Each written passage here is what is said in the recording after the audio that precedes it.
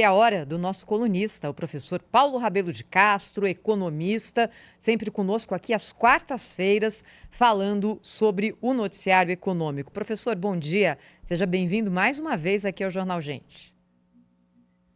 Bom dia, Thaís. Bom dia, Cláudio e Guilherme. Prazer estar com a Rádio Bom Band e dia. todos os seus milhões de ouvintes. Muito obrigada. Professor, o senhor escreveu recentemente um artigo falando sobre um documento que foi emitido oficialmente pelo Ministério do Planejamento, porque a ministra Simone Tebet diz o seguinte: o país precisa planejar. Até seria seria de se estranhar se ela não falasse isso, afinal, ela é ministra do Planejamento. A questão é que esse documento indica ali, digamos, parâmetros, critérios para o planejamento do Brasil a partir de 2050. E aí vai longe. A questão é, como é que a gente faz no dia de amanhã, né, professor? Thaís, o anúncio deste esforço de planejamento com a chamada Visão 2050 é algo a se comemorar. Primeiro, por uma comemoração óbvia que você mencionou. A ministra do Planejamento acordou. Ela agora tem noção clara de que o ministro do Planejamento deve planejar. Esse planejamento, no entanto, para 2050, já diminui o grau da comemoração, porque nós não estamos em 2050 e talvez ela não saiba. Ela talvez tenha uma outra realidade, numa realidade paralela. E nessa realidade paralela estão todas as dezenas, literalmente dezenas de bons técnicos aqui de Brasília e de outros lugares onde se espalham as cabeças do Ministério do Planejamento, todos determinados a examinar os parâmetros das próximas décadas e principalmente das décadas a partir de 2040, indo até 2050. A verdade, eu humildemente tenho que dizer que ninguém sabe muito bem, salvo o fato de que nós teremos um aperto enorme no mercado de trabalho, afetando categorias inteiras, não só pela digitalização que está em marcha, que economiza recursos de mão de obra, como também pela robotização. Esse trabalho deveria estar nas premências do momento presente. Eu mencionei esse aperto do mercado de trabalho, a dificuldade que o país vai enfrentar para continuar gerando empregos úteis, para não virar dos assistidos, que a gente vê aí. A notícia anterior era um dinâmico governador lançando um programa de combate à pobreza. De onde vem a pobreza? A pobreza vem de uma inadaptação dessa força de trabalho das pessoas muito pobres que não encontram nenhuma função na sociedade e que precisam ser assistidas. E o bloco dos assistidos, em muitos estados, já é maior do que o bloco daqueles que têm uma carteira de trabalho assinada.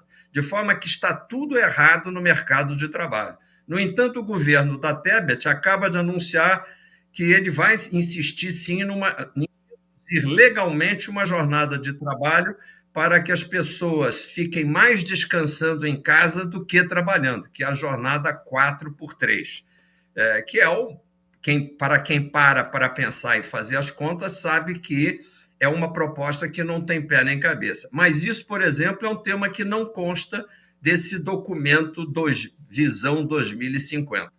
Por isso, nós temos que alertar as pessoas aqui, que também estão sendo fraudadas pelo INSS, como bem lembrou o Guilherme, e se insurgiu e se indignou o nosso querido Cláudio Alberto. Nós sabemos que nós temos que fazer uma revolução radical na Previdência Social. Que revolução, que é uma revolução sempre financeira, temos que bolar um novo sistema, porque as fraudes já são uma manifestação da completa falta de credibilidade do atual sistema de repartição, que tira dinheiro de uns para pagar os beneficiários. Nada disso consta desse documento 2050. Professor, a falta de planejamento aqui no nosso país assim, reflete talvez a falta de inteligência também, né? Sobretudo entre as autoridades. Porque a gente, ontem, por exemplo, o secretário de Estado norte-americano, Marco Rubio, durante uma audiência no Senado Federal, do Senado lá dos Estados Unidos, ele, Sim, ele tratou de um assunto que deveria ser debate no Brasil, devia estar sob debate. Aliás, o Brasil já deveria ter tomado iniciativas em relação a isso, né? Quando ele disse que o Paraguai pode usar a energia excedente de Itaipu para desenvolver uma nova base industrial voltada à inteligência artificial. Porque a inteligência artificial, o seu desenvolvimento, tanto quanto o Bitcoin, etc., exige muita energia. E o Paraguai, agora, exato. depois de fim do aquele contrato com o Brasil, né, 50% da energia vai se perder. Eles precisam usar esse excedente de energia que eles não precisam, que os paraguaios não precisam. Esse, em vez de estar bisbilhotando, né, espionando as autoridades paraguaias, como o governo atual tem feito, deveria estar preocupado com isso, né, em se associar ao Paraguai nessa iniciativa. E daqui a pouco a gente vai ver o Paraguai aqui do lado bombando na sua economia com iniciativas do gênero, mostrando que eles de fato têm uma visão de futuro, e o Brasil vai ficar ali chupando o dedo. É verdade, Cláudio.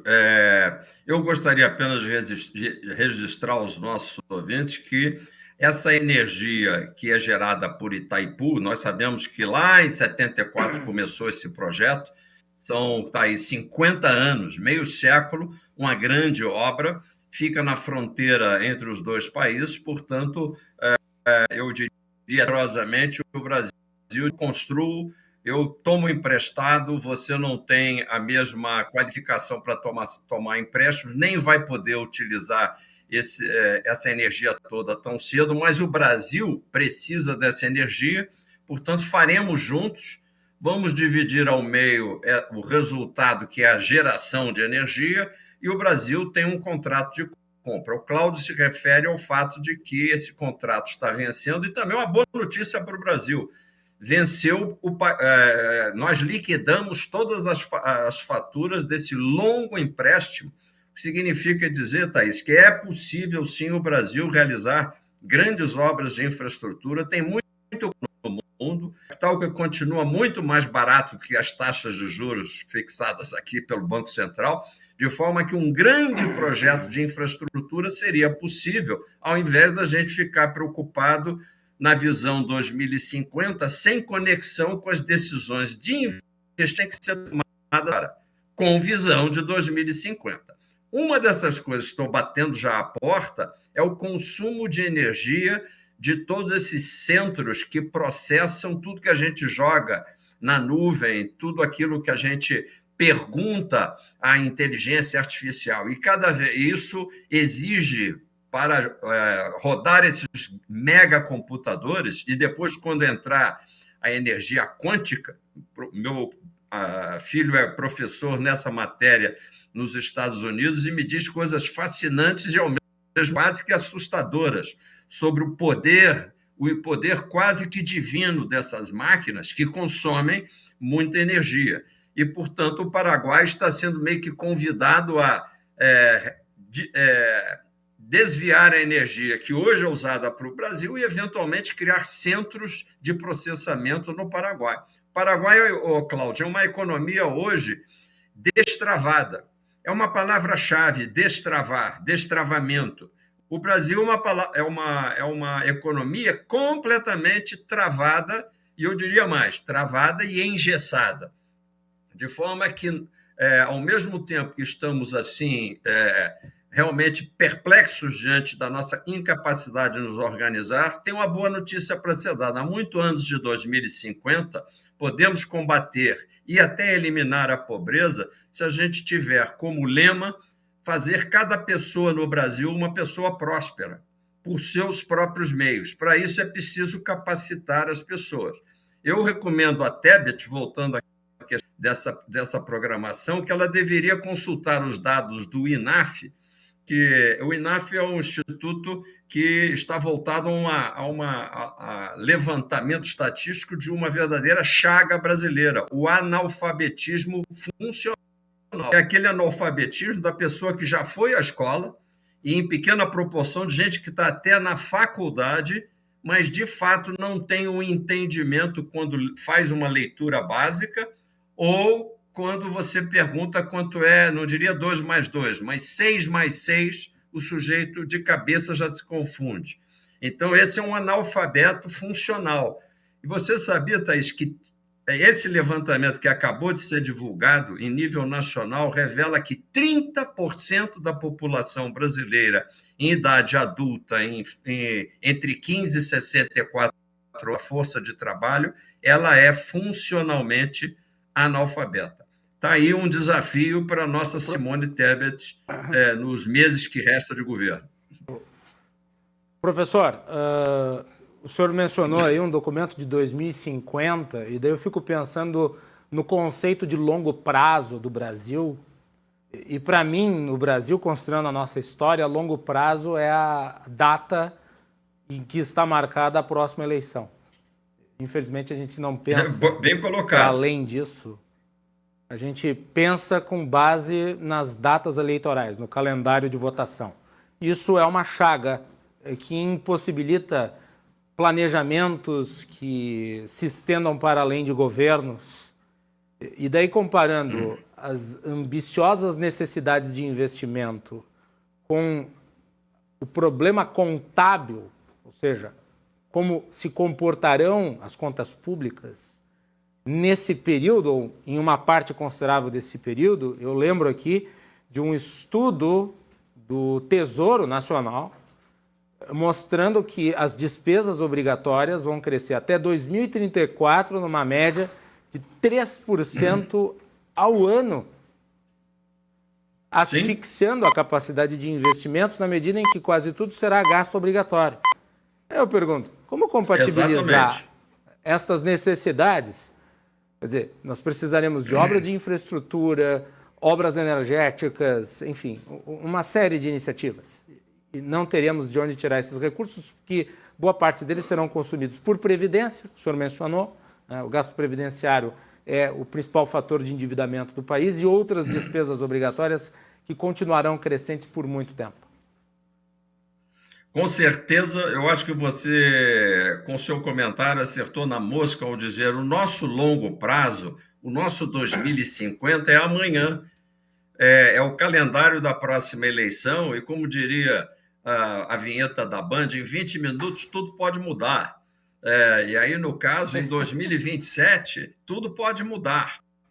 Já tem até algumas corretoras norte-americanas que estão até começando a voltar a recomendar a Bolsa brasileira com uma expectativa, veja que nível de especulação, devido à fraqueza do governo atual, sobre o qual estamos falando, porque é um governo que não consegue se organizar para o presente, ele é um governo fraco, totalmente descolado da realidade presente e falando de um futuro que não existe, e, ao mesmo tempo, corretoras americanas apostando que o Brasil não vai acabar e que, portanto, quem sabe, em 20 minutos, tudo pode mudar.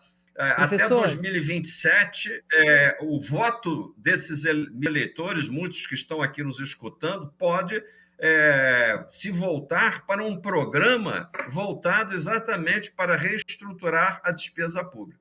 Enquanto isso, eu tenho uma notícia para o Cláudio Humberto, que eu estou aqui perto de você, eu estou na tua terra aqui, momentaneamente. E ontem, quando estive com algumas pessoas que estão envolvidas no Congresso Nacional com debates importantes, me dizem que está em tramitação e provável votação nas próximas horas um projeto de lei do reajuste do funcionário público, que aumenta, enrijece e engessa ainda mais as chamadas despesas obrigatórias a que se referiu o Macalossi, e que vão diminuindo até não sobrar nenhum espaço mais para uma única despesa de investimento. Essa despesa, segundo essas pessoas que me comentaram, devem ter um impacto de, no mínimo, 14% este ano, cerca de 24% no ano que vem e 29%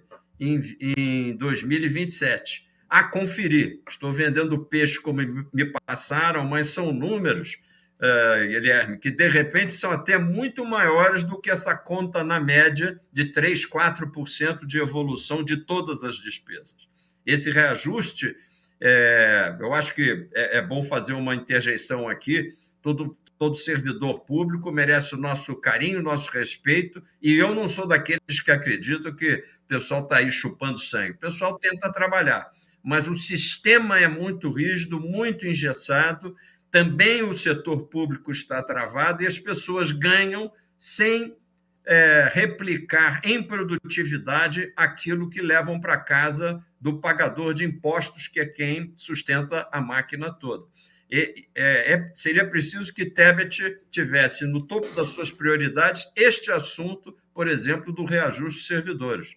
Mas eu não ouvi o Ministério falar nada sobre isso. Aliás, diga-se de passagem, por medida provisória, Cláudio, isso é uma coisa curiosa. O governo já saiu pagando o reajuste, sem que o Congresso tivesse de fato, porque medida provisória é algo que poderia, em princípio, ser derrubado. Ou seja, já há um pacto a favor da gastança. Este é o país que precisa fenecer, vamos dizer a palavra certa, morrer em 2027, para que nasça dessas cinzas da gastança bruta nacional um outro país, um país que seja voltado para a formação de pessoas com letramento, com capacitação, com treinamento e com vontade de trabalhar. Né? É esse o mote nosso repetitivo aqui nas nossas conversas. Professor Paulo Rabelo de Castro, obrigada, professor, mais uma vez, hein, pela sua participação aqui no Jornal Gente. Até a próxima. Um abraço a todos vocês, um ótimo dia. Para todos um ótimo trabalho, para todos que têm trabalho. Obrigada. 8h49, esse aqui é o Jornal Gente, que volta já já, detalhando aquela lei que muda o acesso de brasileiros à cidadania italiana. Vai ficar mais difícil a partir de agora.